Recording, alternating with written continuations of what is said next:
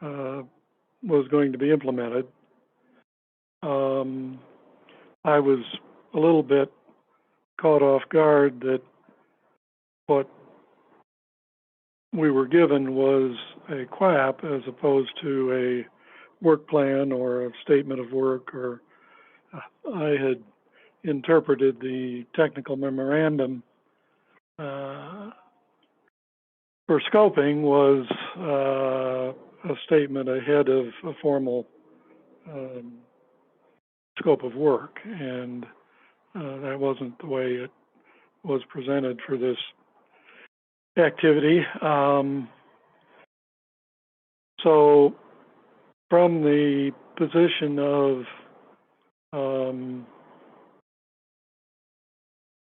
the final version of the technical memorandum, as that work product was represented in the QAPP, it was appropriately represented. Unfortunately, it still carries all of the problems that were outlined, that I outlined when the second revision of the technical memorandum scoping the work was put out. So that to that extent, it is as deficient as I pointed out in the comments to the CAG and to the agencies. Hey, Chuck, real quick. Christine had a good point in the notes, just to point out what a QAPP is. It's a quality assurance project plan, and it kind of outlines how data is going to be collected at the site. So just so everyone's on the same page about what it is. Thank you, Christine. Yeah, I probably should have translated the acronym. It's the program that outlines in some detail the actual procedures that are going to be followed, who is going to be performing who's responsible for performing the particular field activities, the sampling and the drilling and the data collection, who's going to be in charge of it, the chains of command reporting it, and that kind of thing. It does not address the adequacy of the characterization program or the sampling programs that are going to be made. And therein, it's kind of a document that does a good job of describing how City and County of Denver intends to collect a set of data that, to my mind, has not demonstrated anywhere close to adequately that it is data that is meaningful to filling in data gaps at the OU2 site. Those criticisms, I'm not going to go through in detail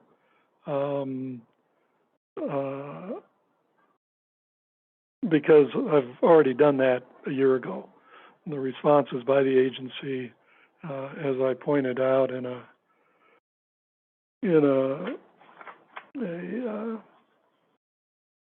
letter that I wrote to the CAG actually in May a year ago,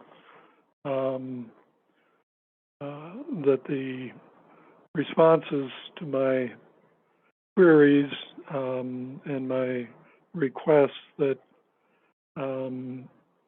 more rationale be provided as to what the city was intending to do, why they were choosing the techniques they were using, the locations they were using, those were essentially summarily dismissed by the EPA as basically not things that anybody need to worry about. And the net effect was I told the agency, or not the agency, but the CAG, I believe the agency was on the call then, but I don't remember for sure. But anyway, that rather than try any more pushback, that I would be doing what I refer to as a ghost remedial investigation, or outlining what should be in such a thing at some point for somebody to review if they wanted to.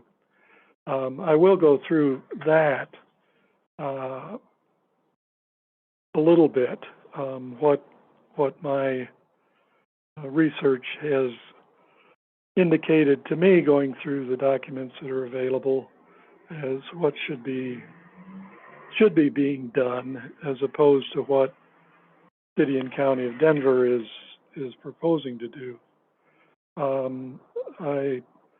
I'm starting with what I would argue is the most authoritative definition of OU2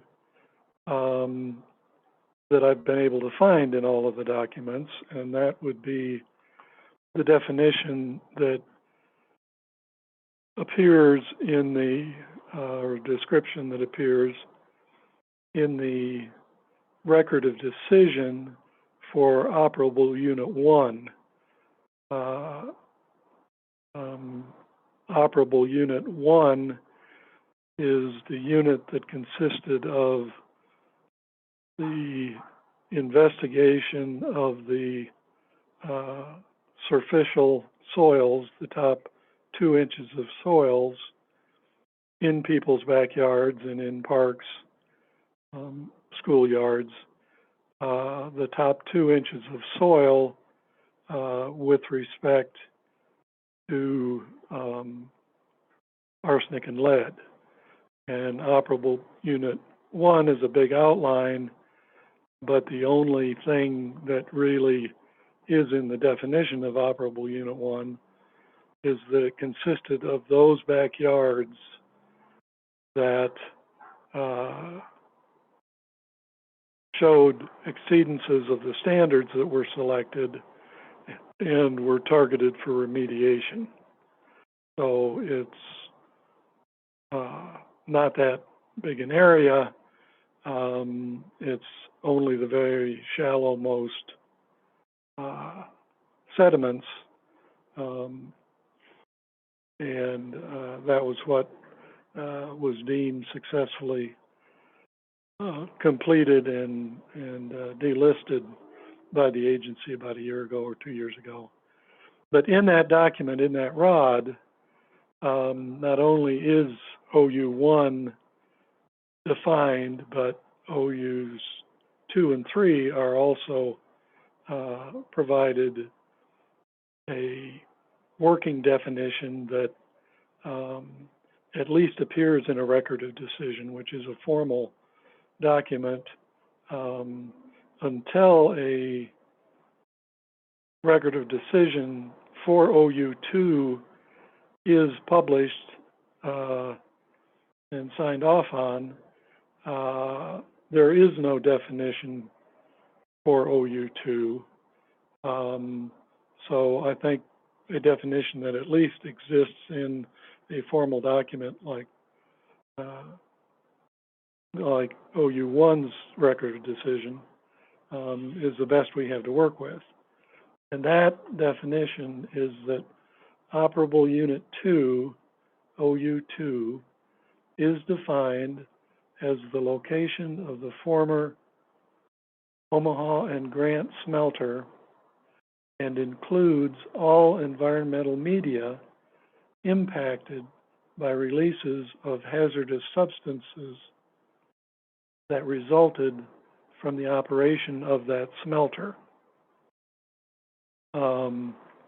that is significantly different than the definition that is being used by the City and County of Denver in this work plan to collect additional data. The work plan that is collecting additional data for OU2 is including only the footprint of the former Omaha and Grant smelter. It does not consider any environmental impacts, any environmental media, I'm sorry, that are impacted by releases of hazardous substances from that operation. Specifically and importantly, it does not include environmental media that were impacted by disposal practices that may have occurred during the operational era of those smelters. It has expanded the definition I read from the record of decision to include hazardous substances that are associated with a City and County of Denver landfill that was created on the footprint of the smelter subsequent to the smelters being taken away, and that is a positive. The original remedial investigation of the smelter site itself did not do that in a way that was adequate for the purposes of a remedial investigation. So it has added a significance to the landfill, but it is not yet considering waste disposals or waste disposal from operations on the smelter footprint land at any stage of the game. The history of the Omaha and Grant smelter is fairly well defined in some of the site documents. But just so that people understand what we're dealing with, the smelters started in the early, or at least the Omaha and Grant smelters started in the early 1880s, perhaps even the late 1870s.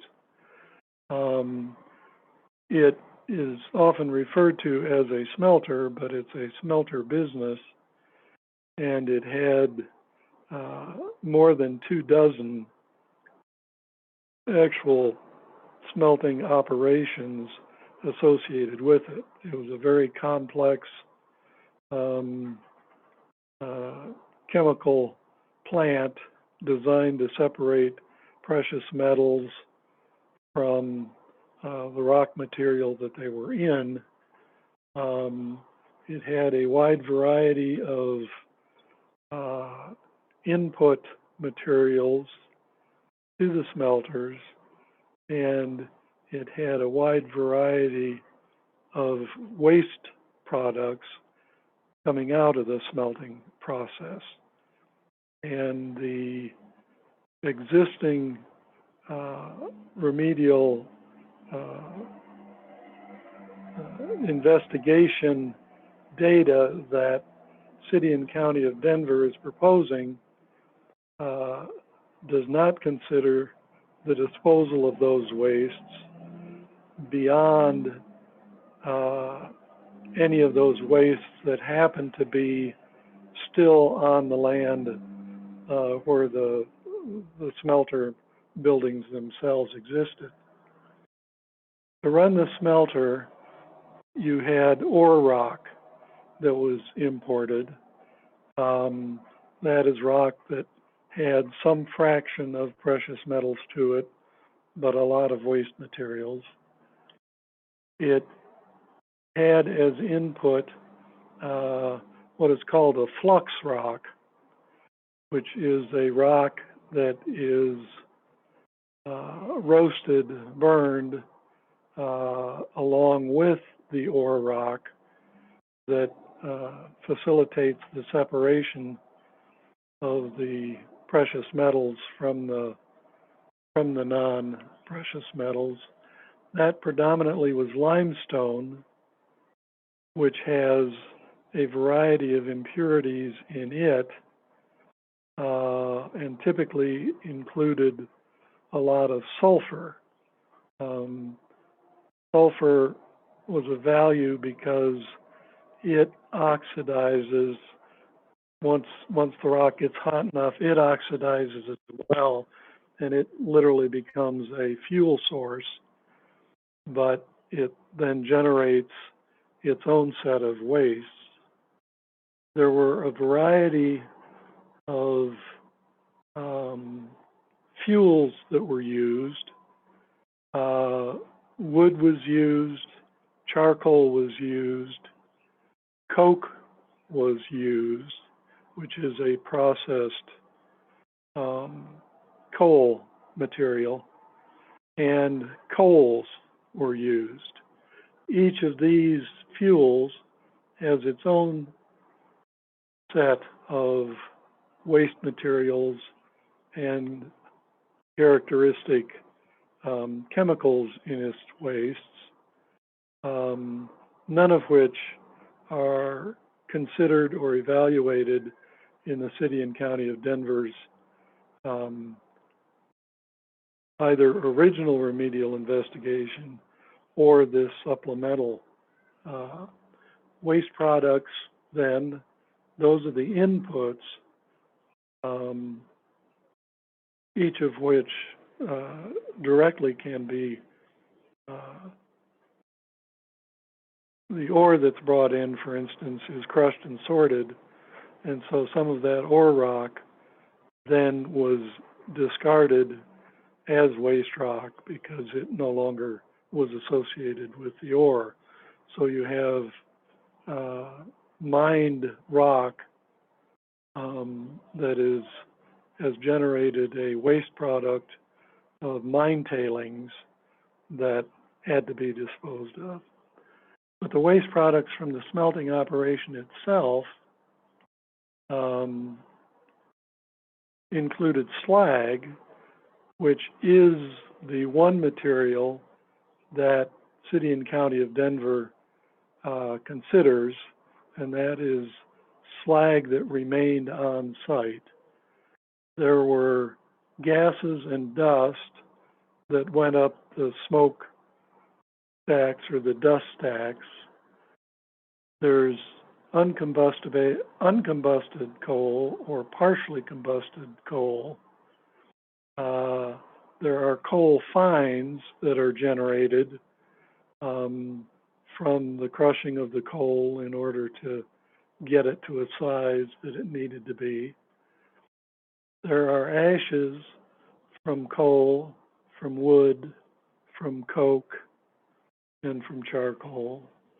There is off-specification raw ore and spent ores that are waste streams that need to be done. The quantities of these that were produced over the roughly 30 years that the operation was in progress can be calculated or very reliably estimated, just because the smelting process is so thoroughly known. And in the administrative records, there are actual tabulations of the recipe, if you will, that went into the smelting operation. How much of the limestone flux rock went in, how much of the ore rock went in, what the mix of fuels and the amount of fuels that went in, all reduced to a daily basis. So you can count the number of furnaces, multiply by the daily inputs, calculate the waste streams that come out.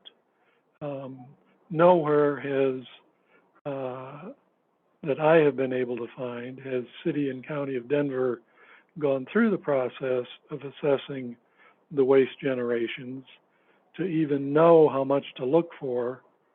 And there has been no attempt whatsoever that I have seen that City and County of Denver has attempted to consider where these wastes might be known to have been disposed or where they likely are known to have been disposed. But the fate of these wastes is also known fairly well. The stack discharges are dispersed to the atmosphere, and the dust stack discharges will settle to the ground on and downwind of the site. The original investigation into operable unit 1 and the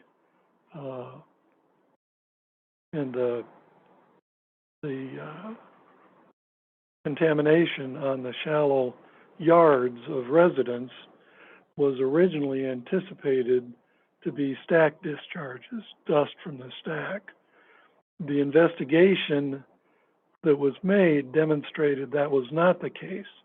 Whatever the source of the arsenic and lead in the backyards, it could not be tied to stack discharges.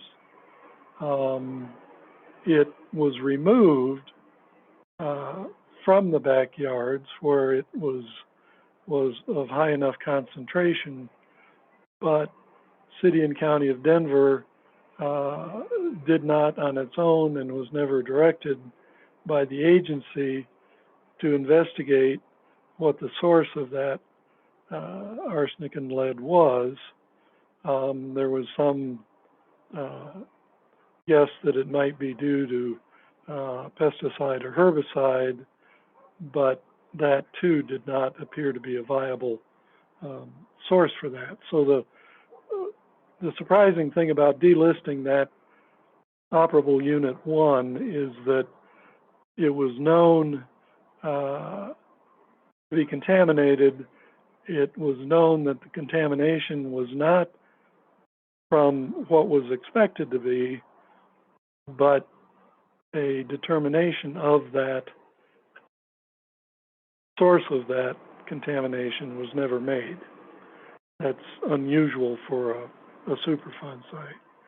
The slag, we have a lot of understanding of where it went. It was a product that was used heavily by the railroads as embankment, as right-of-way fill, and or as ballast for the rail lines themselves.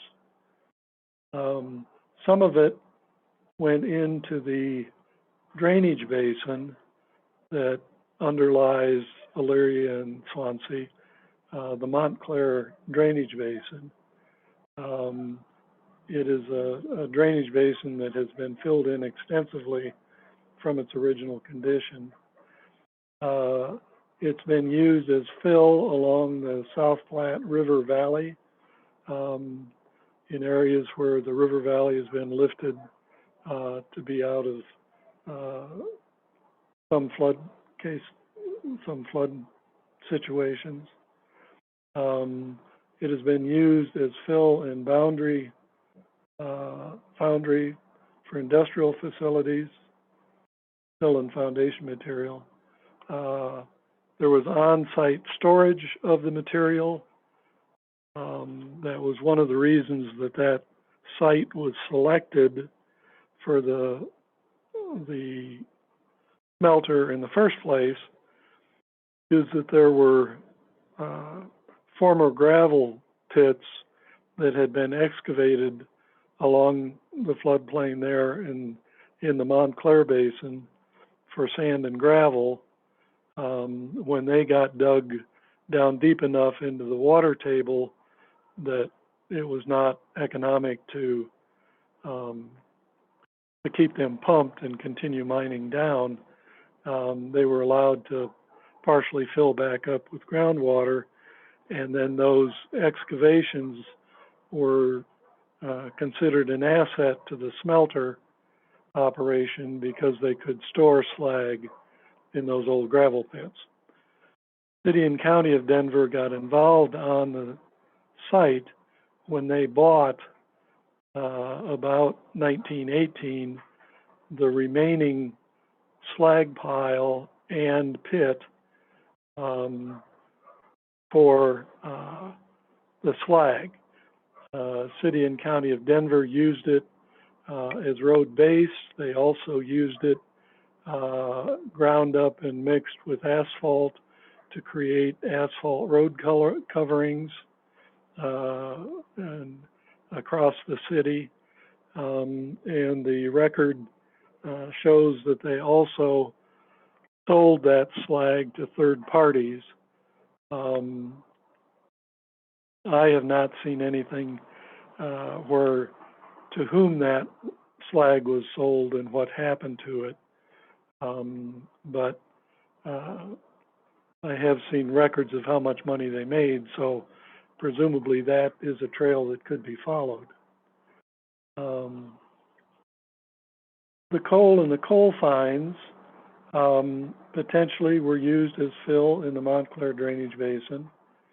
It is known to have been used as fill along the South Platte River, whether from this smelter or perhaps other smelters. Some of it was feedstock for coal gasification plants, where it was converted to synthetic natural gas in the early stages of using natural gas or methane in houses and for street lights and that sort of thing. At which point, what didn't get used, didn't become natural gas, became coal gasification wastes. And on-site disposal and or storage is, of course, a possibility for the coal and coal fines. The coal, wood, or derivative fuels, their ashes, again, maybe have been placed in the Montclair drainage basin. Those types of materials are certainly found as fill along the South Platte River, and on-site disposal and storage is a possibility. The only thing that City and County of Denver's investigation is designed to look for is that part that may have been disposed of on-site or in storage, not other places where that material may have impacted environmental media. Off-spec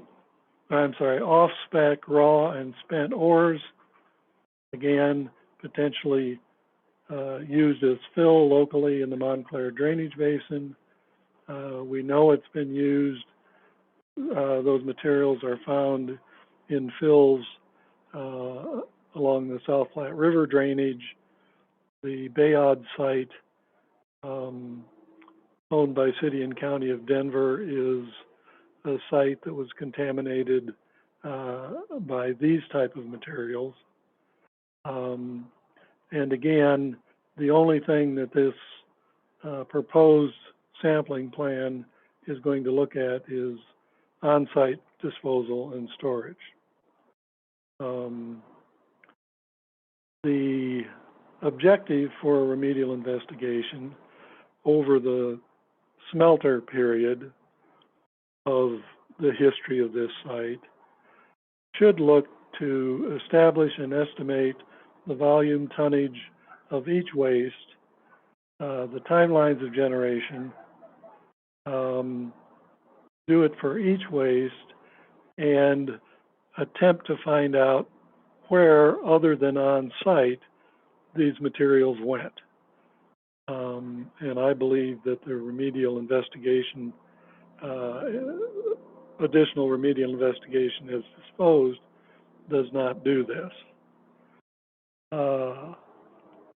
Then the next big time frame, and the largest time frame, is the 100 plus years that City and County of Denver has held an ownership position on this property. They bought the remaining slag that was on site, quarried it to the bottom of the old quarry or the old gravel pit depths down below water table. They used the slag themselves. They sold it. The part that they used is a legacy that we all are dealing with still. Even back in the 20s, Denver would grind up old asphalt pavements that had the slag in it, send it back to the asphalt plant, combine it with fresh petroleum asphalt and put it back out on the roads. So that's been used over and over again, and probably is still being used now. But the part that they sold should be investigated. Once the slag was excavated and there was an open hole in the ground, Denver used that as a municipal dump, landfill. It's pre-landfill laws, of course. The air photos of the area show that the pit was fully excavated, or at least excavated below water table, in aerial photos that date back at least to 1932. Materials that we know went into the landfill based upon sampling that has been done when reported. There's construction debris, there's landscaping debris, there's residential trash and debris. There are wastes associated with the meat packing and the tannery industries, including putrescent waste, animal parts, carcasses, ruined hides, that sort of thing. Each of those also, those industries also produce chemical wastes that likely were put into the landfill, both logically by virtue of its proximity to where the meatpacking plants and associated industries were, but also based upon the water that is recovered from the leachate in the landfill. Chlorinated solvents are degreasing agents that are more commonly used in the meatpacking industry to clean the equipment and keep it operating well. We know from the groundwater that there are chemicals known as polyaromatic hydrocarbons, PAHs, that were disposed of in the landfill. The very limited sampling for radionuclides, or at least uranium, indicates that uranium is very close to or above the MCL where it's been sampled in the landfill. The history of radioactive mill tailings and other rad wastes across Denver, and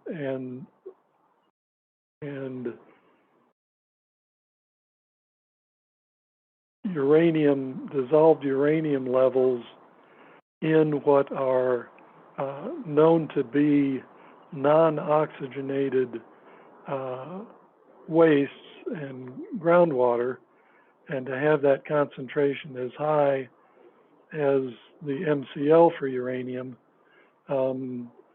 is pretty strong evidence that some of those kinds of wastes made it into that landfill. And those are explicitly not going to be looked for by City and County of Denver. And I think that's wrong, and that needs to be in that remedial investigation.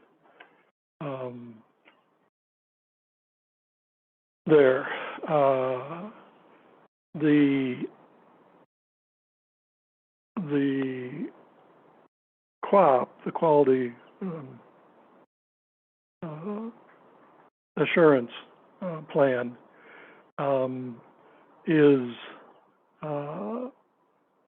did not consider the fact that the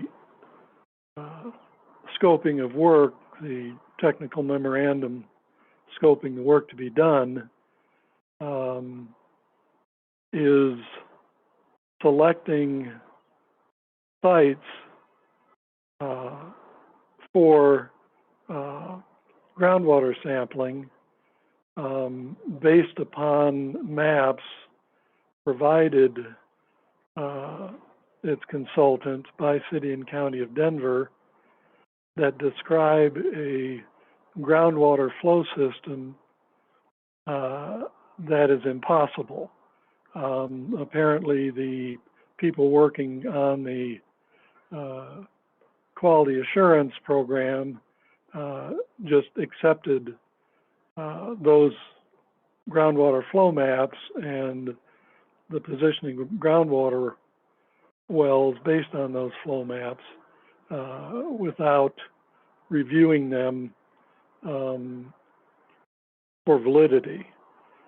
But the groundwater flow maps are the ones that are being generated from the sampling that has been done post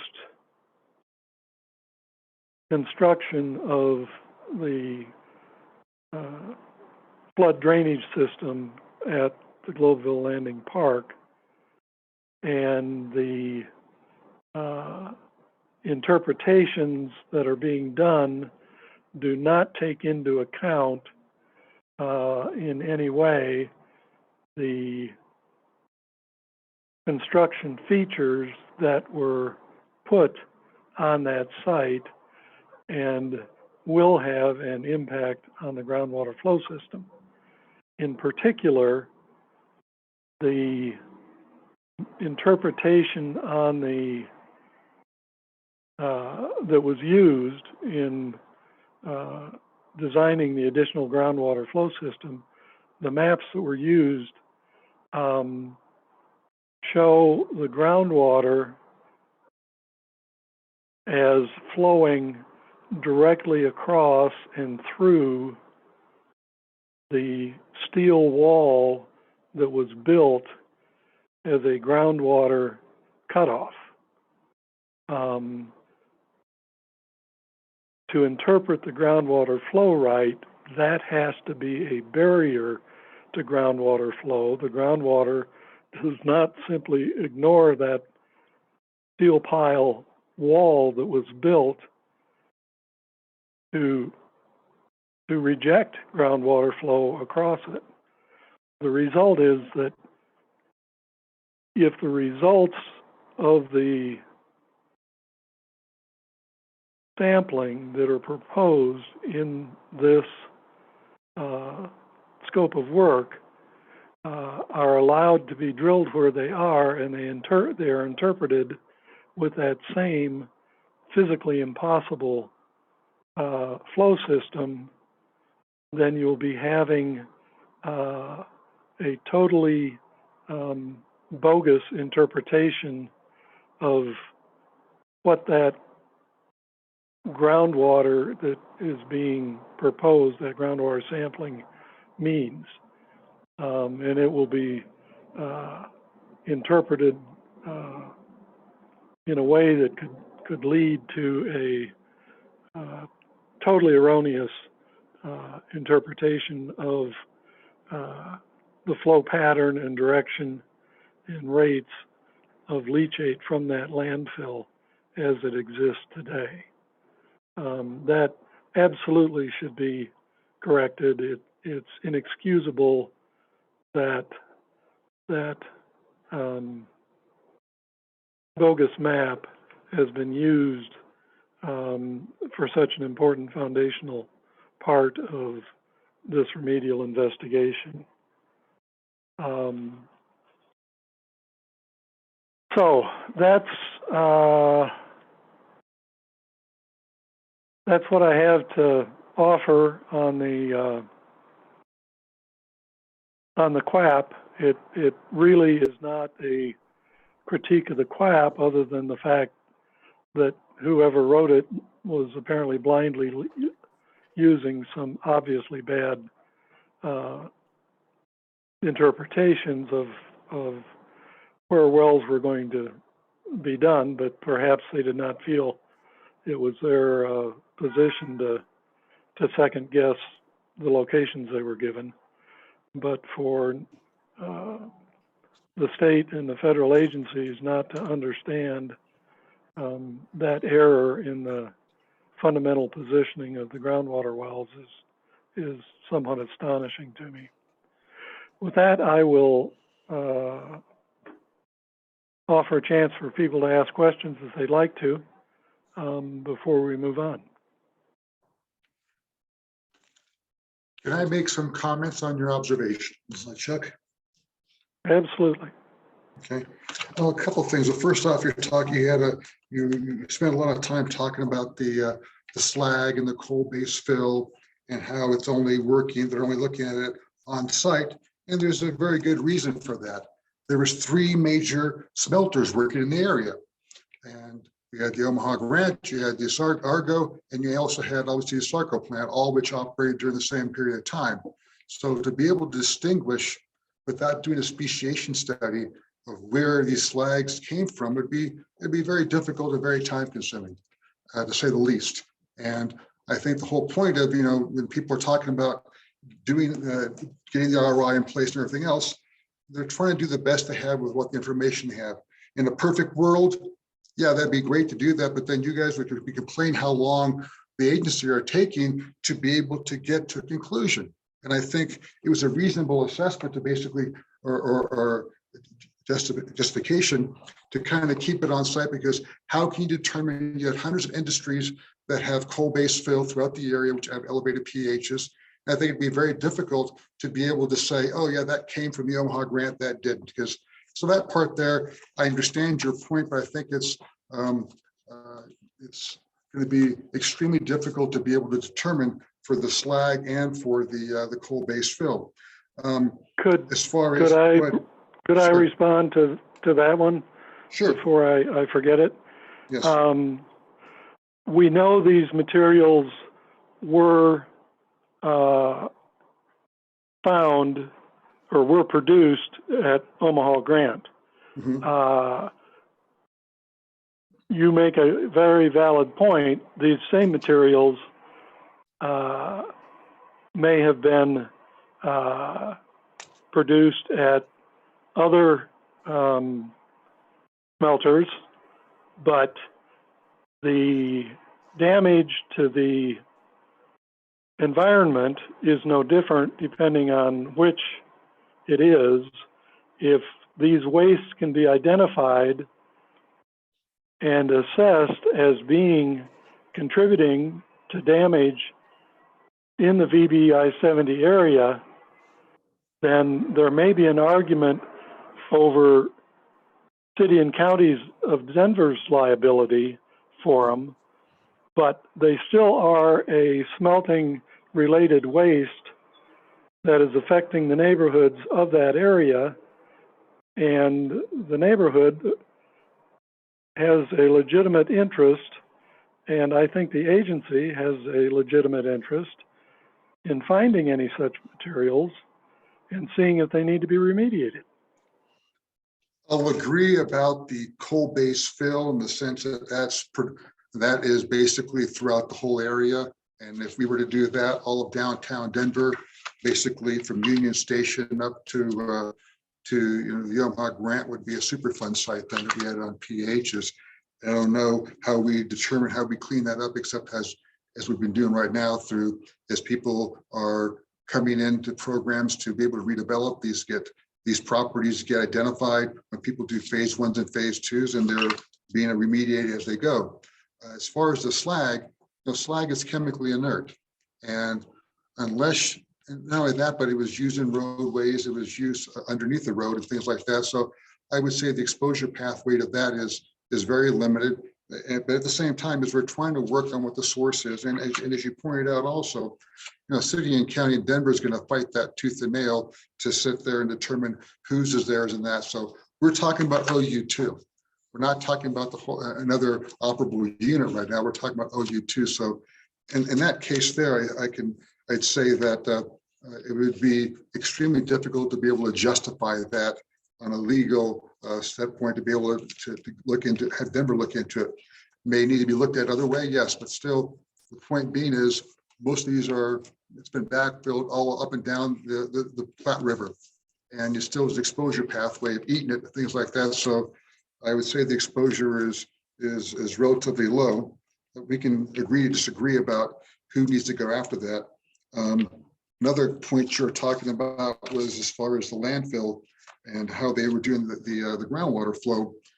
I agree that once they put in that not retaining wall, but the steel piering down, it did alter it, but still within the landfill itself, still the groundwater is moving towards the Platte River.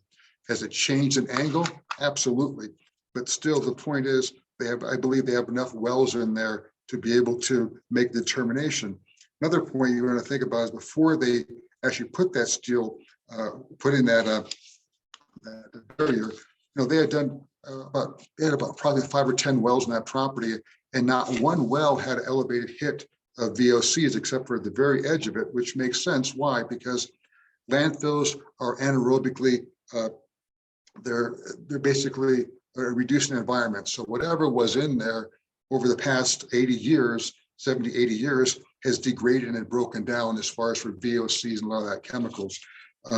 You do have some valid points there, but you got to remember too, when they did the original RI, they did a lot more of, they had a lot more testing than just those metals they have there. So based upon the original RI is where they're making the determination on where else to go as far as for sampling. And then also with the radium, radium is elevated all throughout the whole Denver Platte River area.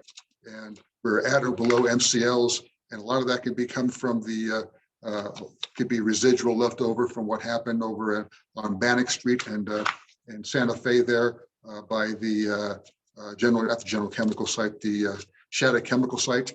So then on top of that, also down gradient of the Omaha Grant, the Platte River, that's one of the most tested areas. And there's not enough indication there on that testing based upon what they have to show that there's an elevation coming down gradient from that. So even though you have some valid points there, again, it's going to be such a low level. I believe that if and when the materials do get excavated out of the landfill, if they go to a landfill, they haven't been characterized carefully, they do have Geiger counters. And if you have something that's elevated, it would be picked up at the landfill and be dealt with that time. So I'm just going to stick with those because there's other little areas there. But I mean, I agree with, with your groundwater conclusion. There are some stuff there, but still within the landfill itself, sure, there's going to be a slight interpretation, but groundwater is still going downhill towards the Platte River. And if anything, it's going to reduce the amount of gaining versus losing of the Platte River in that area there. So I guess I'm just going to stick to that for right now because those are some of the points that I felt I needed to kind of address. All right. I would, I may need to make a correction here. If I was talking about radon concentrations, I misspoke. I meant I was radium. talking about uranium. Yeah, I meant radium and uranium are elevated through that whole basin. And that's a known quantity just because of how the elevated levels we were having up and down the Platte River. Basically, they were using 5 picocuries per gram as a background level because of the elevated just background levels here in Colorado and the Platte River in particular. And that was my mistake, not yours. Oh, okay. And the other aspect I would make, and it's probably because of my personal bias with 40 years as a hydrogeologist, but the minute you start taking a fairly broad sampling set and ignoring something as significant as a no-flow boundary and just letting water go across it when you have groundwater modeling done at the time the wall was put in that shows a dramatically different flow system on the modeling with the wall in than with it out, then you're asking to make a serious problem or a serious error in interpretations depending on what you find when you put it in. In particular, one of their monitoring wells is being put in a position where the modeling and proper flow drafting shows that the existing interpretation is just water moving from above the wall, through the wall, and toward the river, like you say, and that would be interpreted as a down gradient well to the landfill. And in fact, in all probability, that well has been changed from being water, seeing water coming out of the landfill before that wall was put in, to being water now moving back toward the landfill to fill in the shadow from the wall. So I strenuously advise against dismissing an error that grotesque and then trying to interpret based upon what you just are sure ought to be the real situation and that it's going to be trivial and not important. So that's my only pushback on that. And I haven't looked at that in a long time, and I'm more than happy to look at that again and see that I can see what you're saying, but I'm not sure which well you're talking about. So I guess we can kind of agree to disagree for right now, but there are other wells there too. So the point being is we're still going to be able to get a pretty good indication of what's going on, but that well, maybe you may have a valid point. I just don't have it in front of me to be able to make a determination on that. But still, I mean, you've made valid points, Chuck. Just a lot of those points are be very, except for that well part, they're going to be very difficult to justify to city and county in Denver to do all these things when that's not what the operable unit it was set up as. I mean, if we had a much larger operable unit, yes, we could do that, but we have it pretty well defined. And that's for a reason, because there's so many other industries in the area. How do you discern one site from another? Let's Especially with go to QAPP. Christine. She's had her hand up for a little bit. Go ahead, Christine.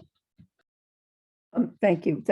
And thank you, Chuck, for summarizing what you think could be done more comprehensively in the QAPP, QAPP, I think. Okay.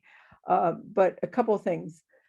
I heard you say, and I really think this is kind of important, that the city could calculate the volume of waste fairly easily, the volume of waste, the quantities, find out where it was disposed, likely to be disposed, and the source of contamination pinpointed, that could be done. And the other thing I hear you saying is that we could correct the use of the maps, which was in error. That could be done. So that's what I heard. And I just want to say to the discussion on whether or not this is even important, whether or not it's important to be careful about looking at exposure at this point. I'm kind of hearing, Fonda, I don't want to totally go after you, but I'm kind of hearing what I heard during the Lowry Vista work, which is you believe that it's probably, I wrote some of this down, exposure risk is probably relatively low. Is that based on what we knew in '99 or what we know today? You believe it's going to be such a low level. You think that the uranium and radium elevated is just relevated through the Platte Valley, but then you talk about Shattuck. And I've heard this natural radionuclide argument a lot. And I could write the paper that has the word probably and possibly and most likely 25 times. But why not show it? Why not do the work to actually do some sampling that would demonstrate it and reassure those who are watching out for health? I just don't understand why we can't make certain. So, and I have one more question. Chuck, you didn't mention standards, and I don't want to get into a whole thing about arsenic and lead standards and PAH standards, and I really can't do that. But from the very first time that I heard somebody talk about risk and risk assessment at CAG, I've been concerned about that way of looking at it, which is you can work out a number based on a standard that you've picked in 1999 or whenever you picked it. And I guess I want to know, Chuck, if you think it would be more appropriate to open that up again in 2022, or does it not matter? And I'm not saying whether it could be done, but what it would be more appropriate. Thanks. And then, did you want me to address that at this point, or did you have something else you wanted to mention? No, on the exposure pathways, the one other thing I really think this is a bad argument, because Fonda, you know as well as I do, the whole National Western's being dug up. Pepsi just sold. The Coliseum may come down. I mean, this place is ripe for redevelopment. So saying that there's no exposure pathway because everything's paved over is just such an old and worthless argument at this time. I'm tired of hearing it. So, but Chuck, only if you can do it quickly, because I also want to hear you talk about what CAG can do. So. Real quick, Christine, Chuck, can I just respond real quick to Christine? Sure. Let's talk about the existing conditions right now. If and when the Denver Coliseum and the stock show gets remediated, they have to go through a materials management plan, a sampling plan that's going to take care of all this stuff. But if it is going to be, once they excavate it, it has to be taken care of. But as long as it's beneath asphalt and concrete, it is protected. That's the way they look at it. So it will be addressed in the future. It's not just going to be left up that people can do whatever they want to do. So you have the mindset that a developer can go in there and do whatever they want. No, they have to have approved plans. It's got to go through the state and or the feds, especially if it's part of the operable unit. So I'll leave it at that for now, and I'll just stop. Thank you. I hear you, but I think this is a little bit of a, I don't know what the word is, because Denver obviously knows what it wants to do. So anyway, I'll let Chuck respond so he can go on, because this is his 2 hours.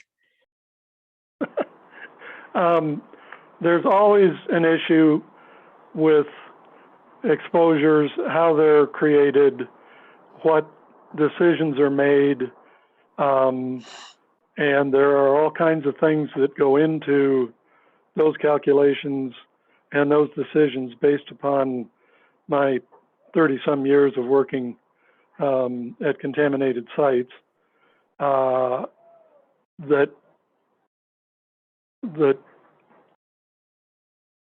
to me bring up the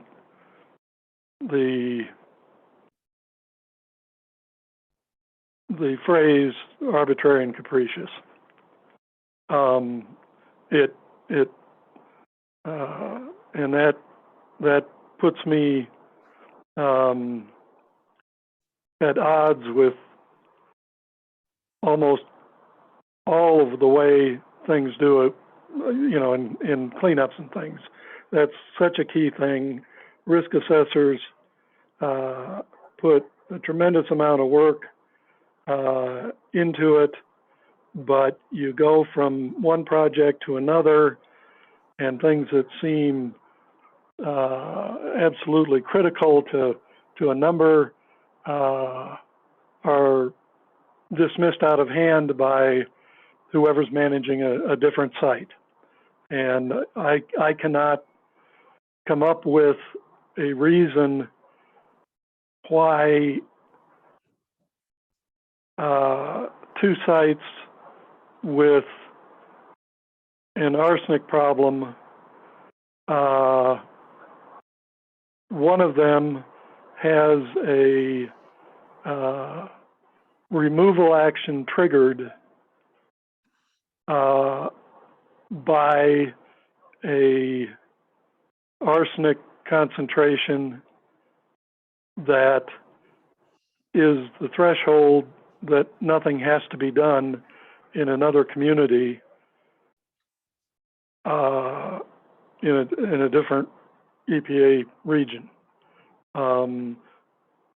Why a cancer risk of 10 to the minus 5 is appropriate for one area in a metropolitan area and a virtually identical industrial area has to meet 10 to the minus 7. It makes no sense to me. So I can't answer your question. I'm sorry, it baffles me. Okay. All right. Well, I guess then I'm just stating an opinion or asking a rhetorical question. Yeah. All right. Thank you.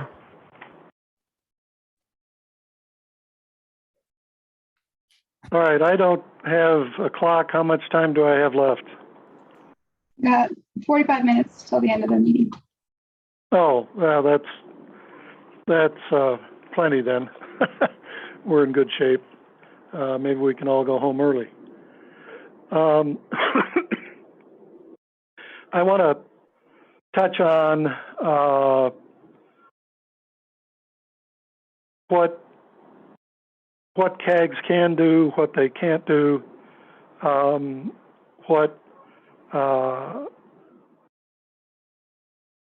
the appropriate relationship between a CAG is and the EPA. And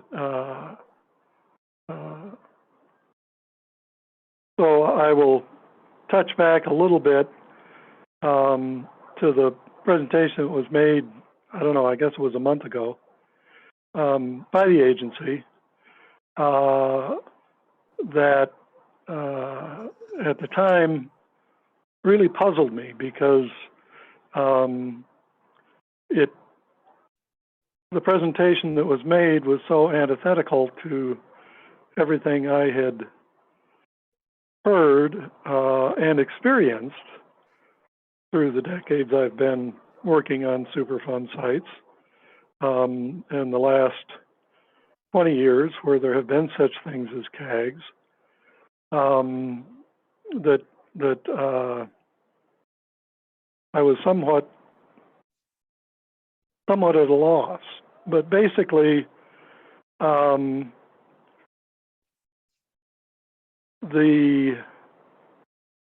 thrust of what I heard from the agency was what my wife refers to as the head pat and don't worry your pretty little minds about that. You just need to listen to what the agency says. We'll explain it to you in simple ways so that you know what it is we're doing, and you can explain it to the members of your group, or if some of your members are parts of other groups, they can help be the means by which the EPA disseminates the information. But there is no substantive contribution that the CAG should expect to provide EPA, and certainly not technical data and critical data that might cause some embarrassment to one of our contractors or co-agencies. We are the repository of all technical abilities, and we're not going to make mistakes. If a contractor for a PRP makes a mistake, we're going to be on top of that. You don't need to worry about those kinds of things. We would like, if there's scuttlebutt in the neighborhood that people are unhappy with something, why, we'd like to hear about it. But we'll come explain it in a better way so that they understand we're doing it the right way. And that just was the antithesis of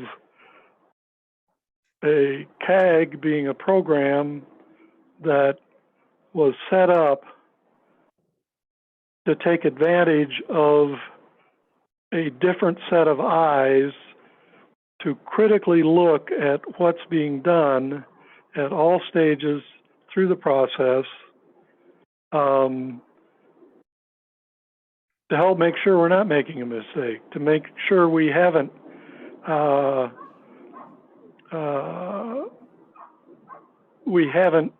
drawn a wrong conclusion or basing conclusions on feeding arsenic-laden cookies to young pigs to see how much arsenic shows up in their urine so we can reduce the body load, because humans are going to pee out arsenic about as fast as pigs are. There was a time 20 years ago literally, it's what I called the pig poisoning techniques. And maybe, just maybe, there's somebody in the populace who says, are you unaware that there is no relationship whatsoever between the kidney function of pigs and the kidney function of babies or humans? And that's a bogus thing you're looking at. Just because it's popular doesn't mean it's right. And that might be a guy with a PhD that's a specialist in it. That was the sort of thing that the CAG idea was to be. And that's why it's called an advisory board. It should be being operated on a level to provide meaningful advice to the agency, not just feedback of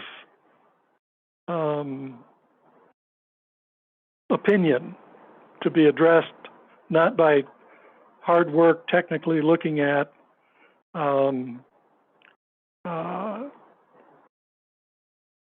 what's being done and on the basis of which it's being done. And it has been extremely valuable on sites I've worked at. There was one site where the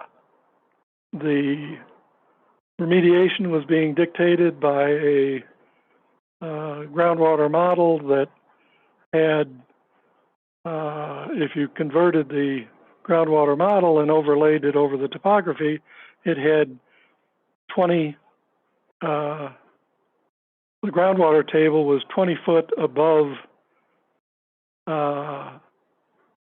ground level, and lo and behold, no groundwater was flowing in that direction because there was an artificial big mound of groundwater that nobody had thought to compare the map to the land surface and see whether it was a valid model. But because of a CAG using a consultant that had the experience to do that, the groundwater model literally had to be entirely redone. And before it was done to the satisfaction of the CAG's consultant, it had to go to EPA's Groundwater Modeling Center down in Tulsa, Oklahoma, for their opinion. And it came out that their opinion corresponded to the CAG consultant's opinion and not the PRP's consultant. And that would have never happened without a CAG actually being given the credit for perhaps knowing what they might be talking about, and an agency office that was willing to admit that they didn't have the personnel to resolve the question themselves and to go find somebody in the agency that did. With what I heard from the agency, it is a model of relationships between the agency and the CAG that would never see something like that happen. Now, nobody's disputing the agency makes the final decision. I've never known a CAG that even remotely felt that they had the right or even the interest in doing that. I don't think there's any authoritative issues in how a CAG is supposed to work. But this egocentric concept that a CAG isn't needed to do any technical work and probably couldn't do it if they wanted to,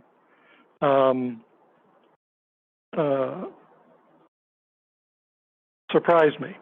And I looked into it, and it turns out that there are 2 CAG guidance documents. One of them is dated October of 1995, and it is described or titled as Providing Guidance for CAGs. And there's one dated 2020, August, that provides guidance for supporting CAGs, which, given that language difference, I'm guessing one is was set up to tell CAGs what they could expect, and the other is telling the EPA managers what it is that they should be telling the CAGs. It's a slightly different thing, but if one searches the EPA website as recently as earlier this year, using a search for Community Advisory Group and Superfund site, and under Community Involvement, one finds an article entitled Community Advisory Groups, CAGs at Superfund sites on a quick reference page. It's a synopsis of EPA's guidance for community action groups at Superfund sites, and cites an OSWER. That's I think it's a Superfund group, but it's an OSWER directive 9230.0-28 issued in December of 1985. In addition to the synopsis, there's a link to the OSWER alternative, and it's a guidance document. In effect, it is the guidance document that was in effect at the time this CAG was organized, and under which this CAG has operated and perceived its operational guidance up until the last few months. Last month's CAG meeting, EPA opined upon the guidance document for supporting CAGs, which was published a few months prior to the end of the Trump administration's regime. Each of these guidance documents begins with a disclaimer that each is solely intended for guidance, i.e., in quotes, EPA officials may decide to follow the guidance provided in this memorandum or may act at variance with the guidance based upon an analysis of specific site circumstances. Okay, and each also in the disclaimer reserves the right to change the guidance at any time without public notice. So, clearly, have you read both of these, and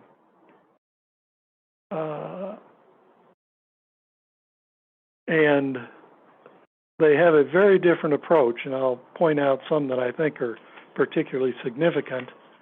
But there is no reason the agency has to follow either of these guidance documents.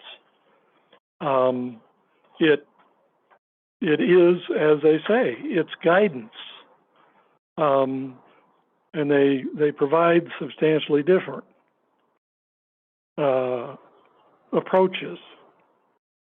The 2020 guidance for supporting CAGs asserts that it supersedes the 1995 guidance for CAGs. In reality, it totally revises the relationship, though, between the CAG and the local regional office if the guidance document were perceived as statute or regulation or rule. But it is only guidance. So following it and the degree to which you follow it is optional for an agency or a region and for a site. It can be different site to site. In some cases,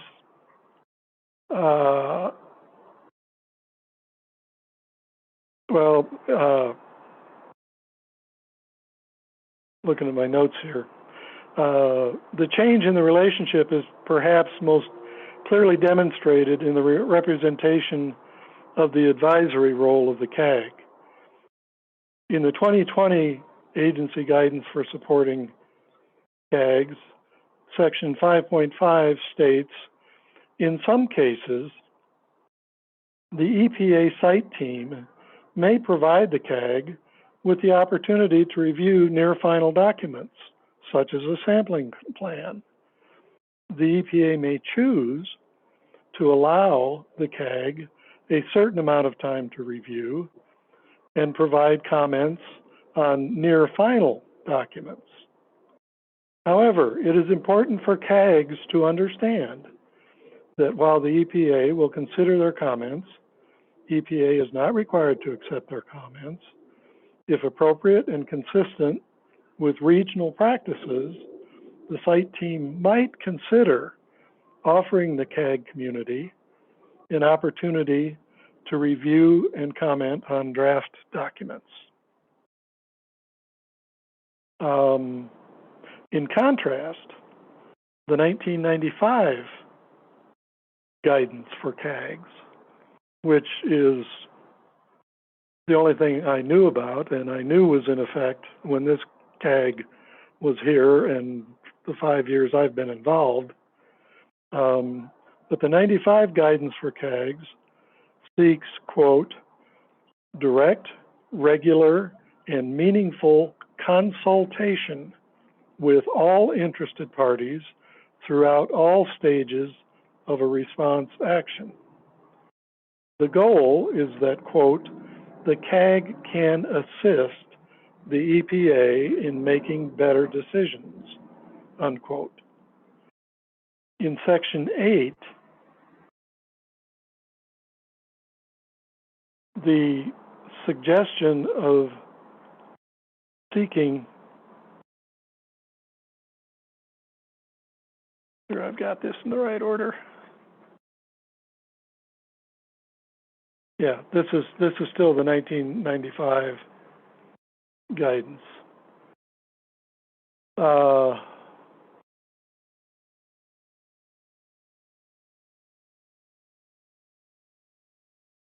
The CAG, in conjunction with others, such as state, tribal, and local governments, should make every effort to involve the CAG during the early stages of developing documents, for example, during the scoping stage. EPA should consider making all documents available to the CAG for the same length of time as to other groups, such as the state, tribal, and peer review groups. Now, the difference between those involvement is truly dramatic. If the QAPP, the Quality Assurance Procedures and Program, had been made available to the CAG back in June of a year ago,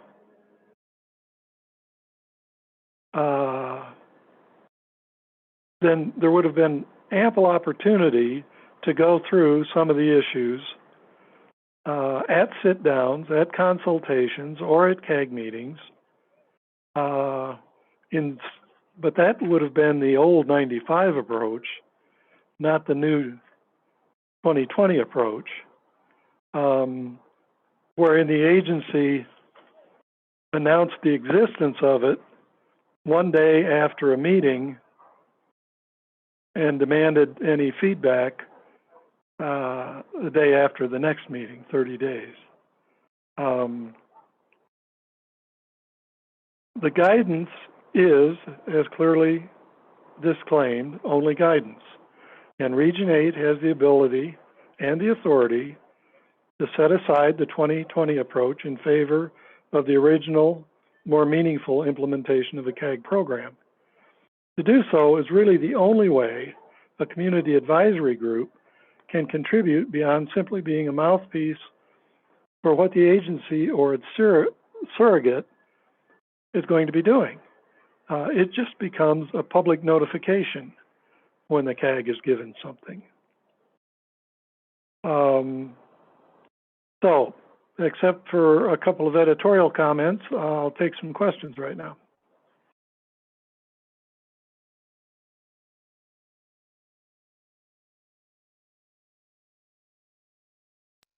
Hey, Chuck, I just want to comment on one thing from you. I agree the agencies have to do a better job at, if we disagree with you, to explain better. I, for one, will do a better job on that. Do the best we can to explain if we have a difference of opinion, to be able to talk it through at least and do that. I think it's important to be able to at least understand if we disagree with you on something, and to be able to at least we have to put it in writing and explain why. So that way it's people can see both sides of it. I appreciate that comment.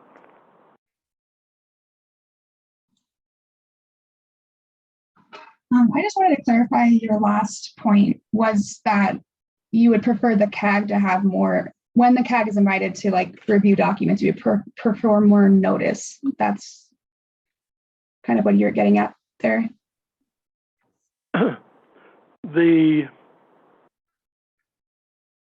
The opportunity to have more time to look into documents, particularly design documents, particularly scoping documents, is, I think, a place where a CAG can have some very meaningful input.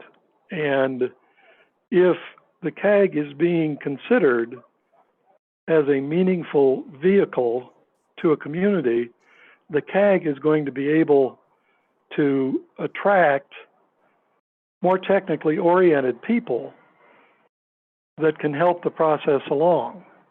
If the CAG is being dismissed as just being something to monitor the scuttlebutt in the community as to what people might be unhappy about, and as a means to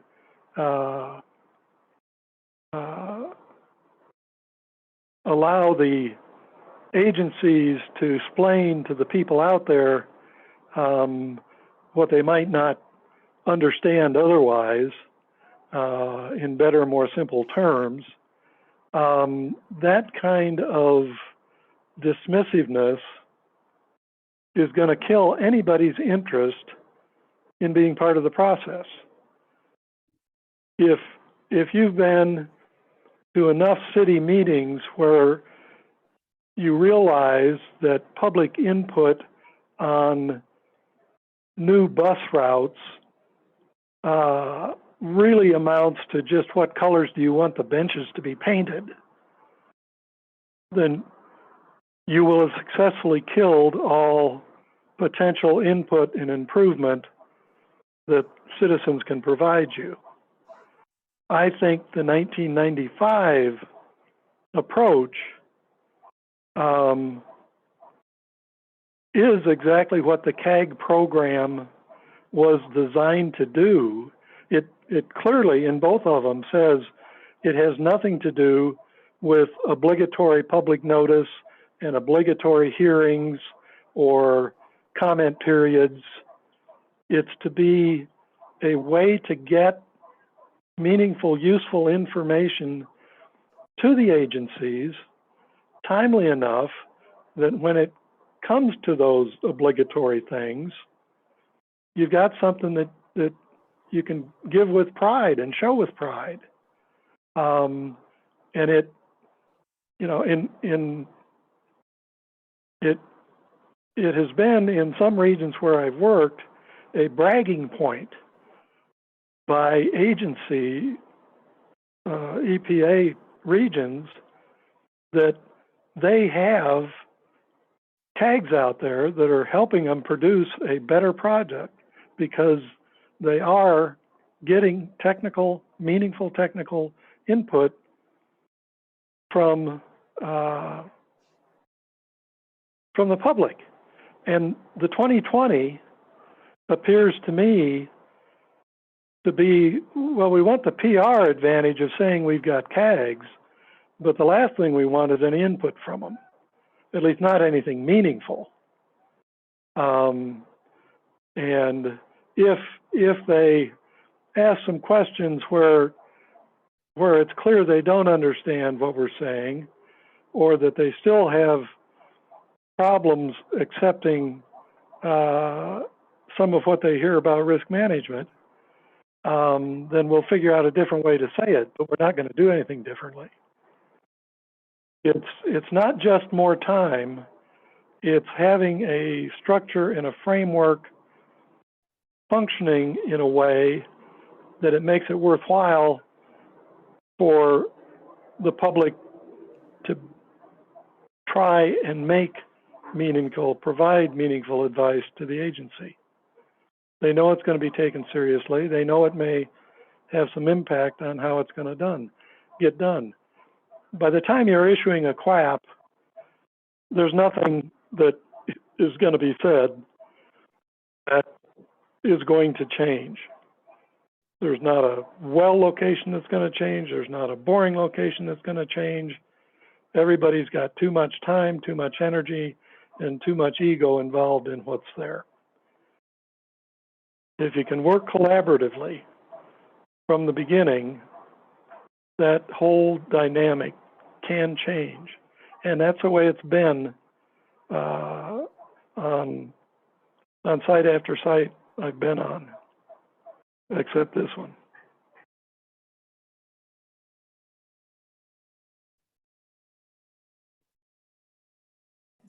Fonda, you have something? I added, or I forgot to put my hand down. Oh, okay. Christine? Shannon? Yeah, I'm wondering if, I forget her first name, but the new administrator for Region 8, Becker, right? I'm wondering if she understands this change in guidance.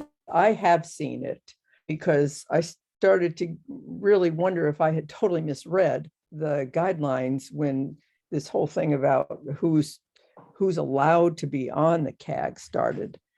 So I knew that it changed, but I hadn't studied it like you did, Chuck, and that was really, really useful information. But I'm wondering if maybe Becker would be willing to sit down with all the CAGs in the state and discuss this very issue, because I'm not sure what the point is if we can't have substantive input. I understand wanting the community to know what's going on with arsenic and lead, and I get that. And I can't do it as an individual. And Yadira and Rachel aren't even here tonight. I don't know why, because I thought they were really interested in what the CAG could do.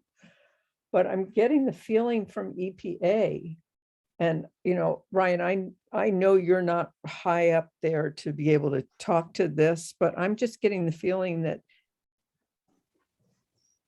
that we are on our way out around the state, and that EPA thinks this is too much work, and why not spend some of the recovery dollars floating around on some community outreach that sounds good and looks good and gets community feeling they have input, even though they don't.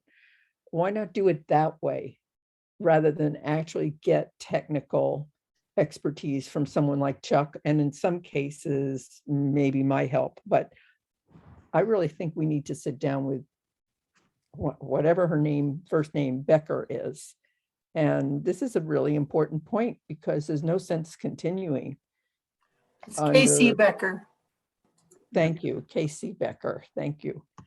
I'm just wondering if that might be something where Chuck could present what he just laid out which was really useful. And I haven't been involved for 30 years. I've only been involved for the last, I don't know, 5, maybe 10 if you count Lowry, which is not a CAG. There was a RAB, but not a CAG. So what does anybody think of that? I certainly can't speak for the regional administrator. It is Casey Becker. Her bio is on the EPA Region 8 website. She has contact information. I certainly can pass Christine that idea along. I know she's very interested, curious, engaged with the Superfund process, but I can speak for all of Region 8 when I say there is not some goal to subvert community involvement to be something pyrrhic or empty. It is the goal of community involvement to get as much involvement from the community on sites as possible. What I hear from you and Chuck is that you don't find it satisfactory on this site, and Christine, you might be mentioning other sites, and I can't speak to that, but I certainly will tell you that there is not some plan at EPA to make community involvement hollow or a press release and not realistic. We work to engage as many communities as possible, get as much input as possible. As Chuck is kind of speaking about, CAGs do have an interesting dual role, which sometimes is very, very technical, like what Chuck spoke about in the first hour of our meeting here, and sometimes needs to speak to, people on the ground who don't know what EPA stands for, don't know what Superfund is. And so, as we've talked about in some of our other meetings, past meetings, and I was not at my supervisor Chris's presentation, so I can't speak to that. But, I know that this group has also talked about using simple language to make sure that when we have CAG meetings, that someone who's from the area that might not be familiar with the Superfund process could understand, because we do not want to turn people off by using too technical of language or getting too deep in the weeds in the beginning of meetings or when it's time to try and engage a larger public. So I understand that CAGs do play the dual role, which can sometimes frustrate very, very knowledgeable technical folks like Christine and Chuck. I completely understand that. Sometimes that can turn off other people. So, I will just say that all CAGs are a work in progress, but we are still working to try and bridge that gap to make sure that we get technical feedback from experts, as well as use this as a community forum to reach out to everyone we possibly can and make sure they feel informed about what Superfund is and what's happening in their neighborhoods. So that's all I can speak to on that. Thank you for that. But how you define community engagement, it's almost like you wait for Denver to finally or Fox Island to decide what they want to do for development, and then engage and pull people in on at that point, which is very, very late, and they've already reached agreements with the agency. So I agree, it is a complicated problem. And by the way, Angela texted me a few weeks ago and suggested that we invite Manuel from the Fox Island development to CAG. So I thought I asked her to come, but I guess she's not here either. It's just an idea. I could follow up on that.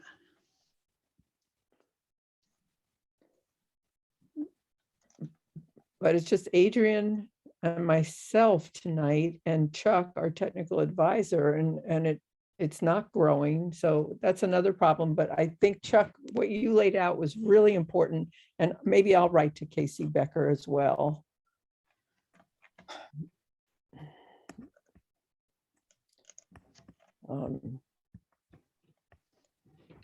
I don't have anything else. Thank you all. Thank you so much, Chuck. Well, you're very welcome. So the only non-agency audience is you and Adrian? Yeah, and I texted Yadira and Rachel and Adrian to say the meeting's starting, and Adrian came, but I don't know what to do about that because I know they're very interested, so, Adrian's still with us? no, but Yadira and Rachel. Yeah, I don't know. I even called Rachel today. I didn't hear back from her. I think there was another community member too that might have dropped off. I remember 4. Yeah, we were up to 11, but we're down to 9. So I don't know. Well, yeah, Rosa. Now, maybe Rosa was there. I don't know who Rosa Oh, is, but maybe Ruby, Rosa was Ruby. there for, It was Ruby. Ruby. oh, Ruby. Maybe she was there for GES Coalition. Did you know her? No.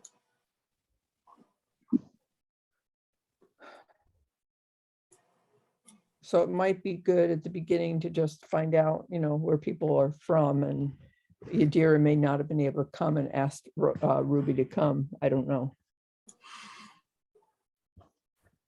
Yep. All right. Any other last thoughts from people before we wrap things up?